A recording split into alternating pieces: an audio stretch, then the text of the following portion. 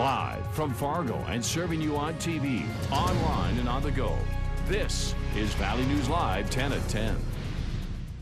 Over the course of a season, we'll take, if there's a suspected head injury, we will take a look at if there's a trend in the helmets. Football season is upon us, and you may want to double check the type of helmet your little player is putting on.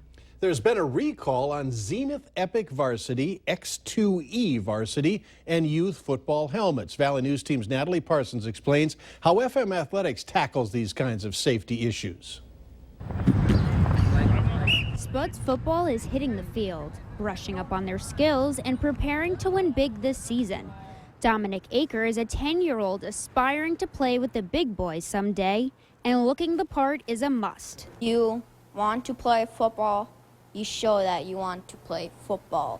Bradley Keogh is a 10-year-old North Fargo football player visiting with FM Athletics to exchange shoulder pads for a different size. Because I just feel like it's kind of dangerous because in your neck, something could go bad in it.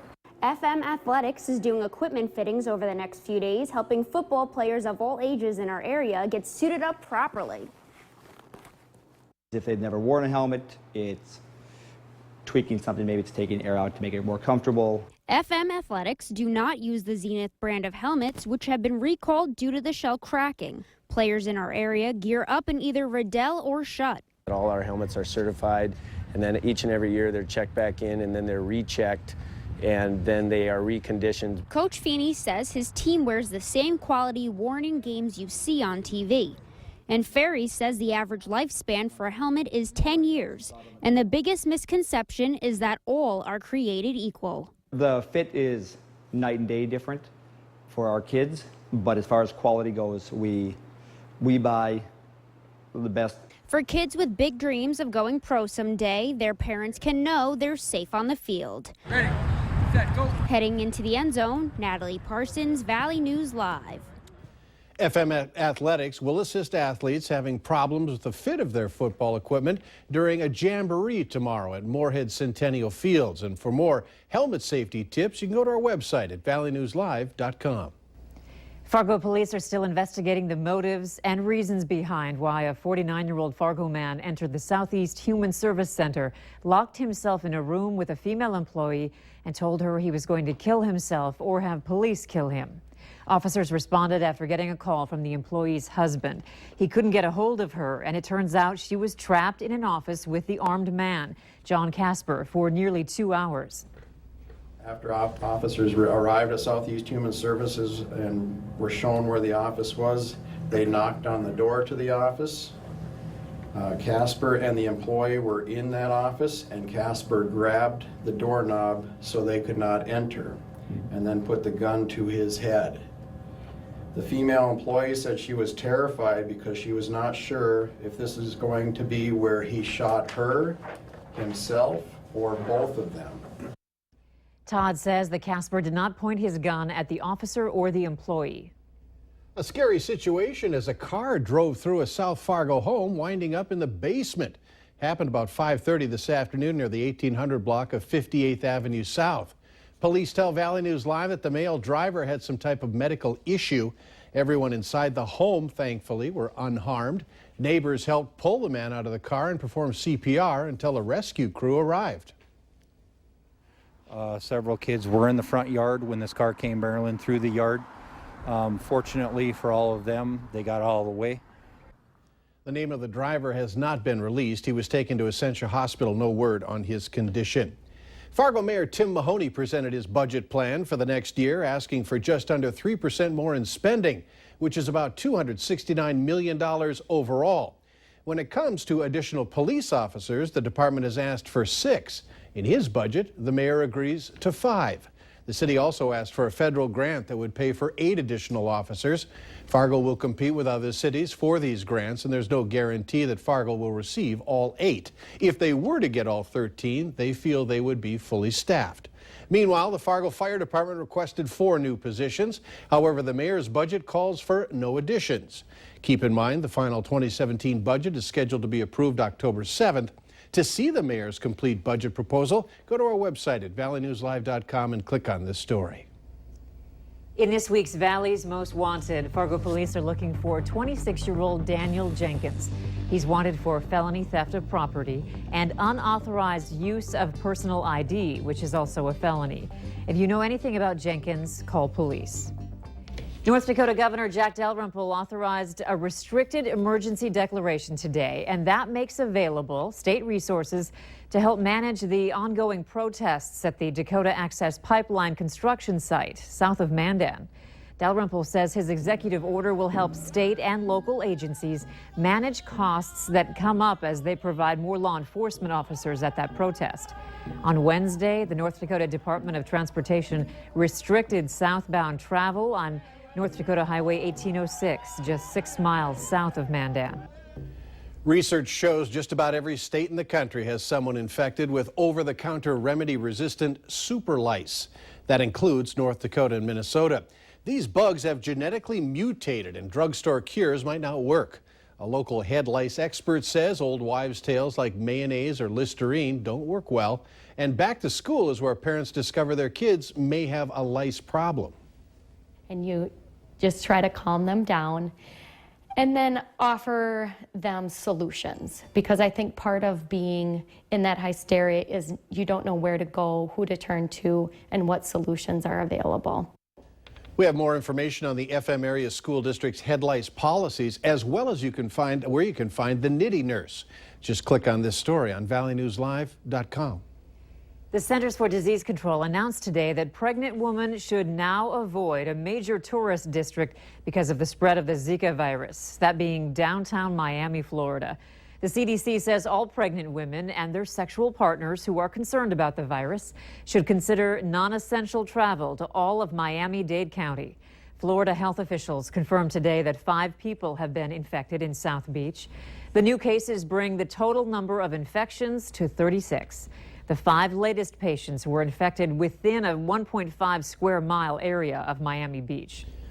By the end of the day tomorrow, drivers will be able to use 19th Avenue North to travel through the Broadway intersection.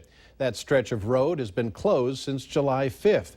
Traffic heading east and west will be clear, and north and southbound traffic should reopen sometime next week. Drivers may experience reduced lanes through the intersection until the work is completely finished. Construction on the new City Hall building in downtown Fargo kicks off next week. It means some parking changes coming to the area.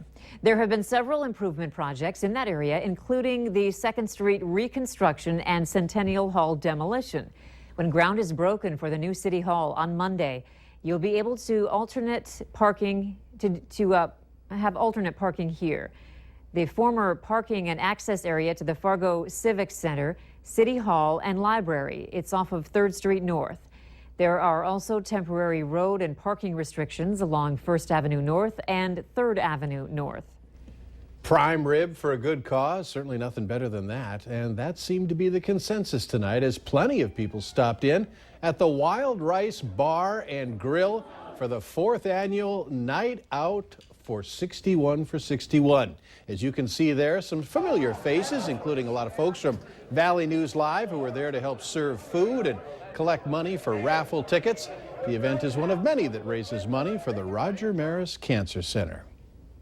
Valley News Live 10 at 10 continues with no wait weather. And it was one of the better days we've seen in a while. Most of the valley has stayed dry and temperatures are warm, but not bad for this time of year, into the mid-70s. And not a bad weekend either coming up. Not a bad weekend, a little chilly out there with some showers, but Sunday does look to be the pick of the weekend. Let's take a look at that tower cam time lapse from this morning. Mainly sunny skies were the story, with more clouds moving in as we went through the afternoon, and by later on in the afternoon, partly cloudy to mostly cloudy skies were the story, with a light breeze from the north-northwest. In some areas, especially off to the west and to the southwest, saw some rain showers. Here, the high temperature 77 today in Fargo, 76 at Grand Forks, 72 Valley City, and a high of 70 at Jamestown, with mid to upper 70s in Lakes Country. And as you approach Northland, Minnesota, into the mid 70s, just slightly below normal for this time of year. Normal highs mainly into the low 80s.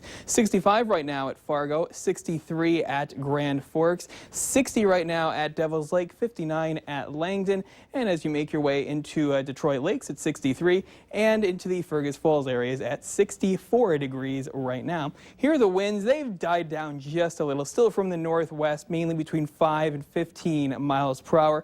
And that northwesterly wind will continue as we go through the day on Saturday, bringing down cooler air and less humid air from the north. So here's the satellite loop over the last few hours. Mainly cloudy skies, the story. A few more sprinkles, especially just south of Roseau. But the main batch of precipitation just to the south of Jamestown and near the Ellendale area and points off to the west. They've been getting some light rain showers through the evening. This batch of rain should move off to the south as we go through tonight. The main weather maker, this low pressure system to our south, showers and thunderstorms into portions of Kansas out toward Iowa. That's not going to miss us to the south. We do have this light cold front coming through. It will spark off some showers, mainly tonight and through the day tomorrow. And then high pressure is working its way in to give us a nice day as we go through the day on Sunday. So let's track it through time and start the clock as we go through the overnight period. There's that batch of rain diving south. As we go through the day on Saturday, partly cloudy to mostly cloudy skies will be the story. Temperatures starting off in the upper 50s, then warming up just a little into the upper 60s for highs, still with some scattered rain showers possible with clearing conditions as we go through later on to the evening. Starting off the day tomorrow in the Fargo area, we're going to be pretty cool into the mid 50s out there. Partly cloudy skies, turning mostly cloudy as we go through later on in the day, 64 by noon. And then as we go through the 5 p.m. hour, temperature of only 68 degrees, still with some isolated showers out there. Elsewhere across the Southern Valley into the upper 60s, we got isolated showers across the region. Northland, or this is the Lakes Country area of Minnesota, into the mid 60s. A little cooler as you make your way into Northland, Minnesota, low to mid 60s out there, and still some isolated showers across the Northern Valley as we'll be into the upper 60s, and more sunshine as we go through the day on Sunday, and temperatures will warm up pretty nicely into the mid to some places upper 70s out there as most of us stay dry. So here's the photo of the day. Sunset at Big Sugar Bush. Thank you, Mary Kay, for this one. Let's use it in the background of the 7-day forecast. And there's your isolated shower chance on Saturday, and a high of only 68, 76 on Sunday. Mostly sunny skies lasting through Monday when we really warm it up, high of 87 degrees. Tuesday, a 40% chance of some showers and thunderstorms mainly into the evening, lasting through the day on Wednesday. High of 78 by then 74 on Thursday. Isolated showers still around with mostly sunny skies on Friday, a high of 75. It's funny to hear you say only a high of 68. Yeah, I mean, there were some days lows were 68 degrees. So right. Enjoy the cool weather. All right, thank you. Yeah. Are you ready for self-driving taxis? Later on Valley News Live 10 at 10, who's getting ready to offer the service and where? Up next, there's some local flavor in this year's Olympics. After you'll see the story, you'll want to watch coverage tomorrow. You're watching Valley News Live on TV, online, and on the go. Always on, wherever you are, whenever you need to know. Valley News Live.